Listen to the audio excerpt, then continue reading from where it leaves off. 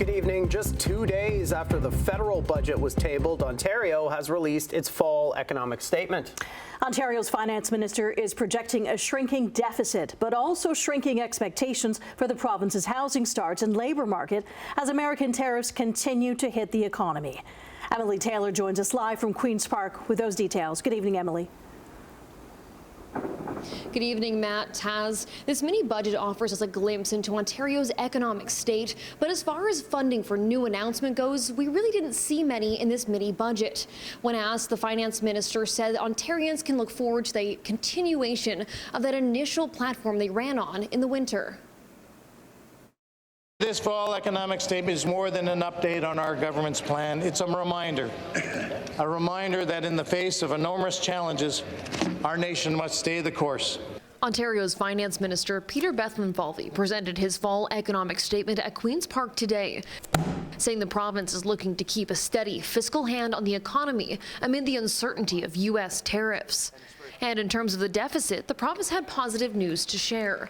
Ontario expects to end the year at $13.5 billion in the red, better than the $14.6 billion they had projected. The mini budget still has the province planning to balance the books by 2027-28. These trying times demand we maintain a steady fiscal hand and work to restore balance. But in terms of new spending, the government is keeping a relatively tight pocketbook. Most initiatives noted in the statement have previously been announced or were featured in the spring budget. The province is promising to add $100 million to a fund that helps small and medium-sized businesses find customers and supply chains outside of the United States, and says there will soon be announcements about doling out the remaining $4 billion from the Protecting Ontario Fund to support steel, aluminum, and other industries targeted by U.S. tariffs. While the statement reiterated the Ford government's announcement to axe provincial tax for some first-time homebuyers, it also shows the province is lagging on its goal to build 1.5 million homes this decade. Housing starts are now only expected to hit just over 64,000 for the year, lower than the projected 72,000.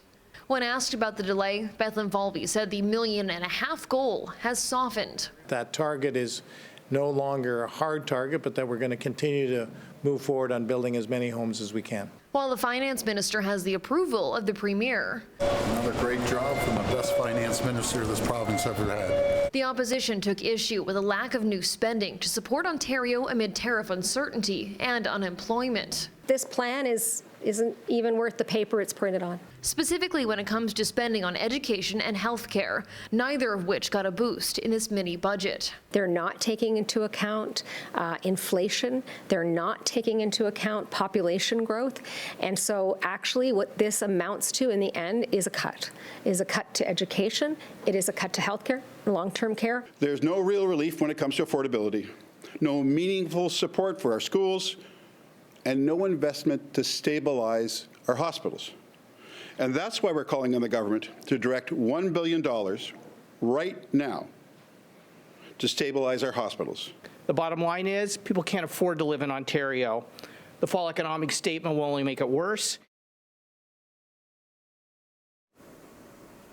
The province also plans to move forward with this controversial and costly plan to build a tunnel underneath Highway 401. Today, the finance minister says they have chosen a company for the feasibility study that they're moving ahead with, but we'll have to wait until next quarter or the spring budget to find out just how much all of this will cost.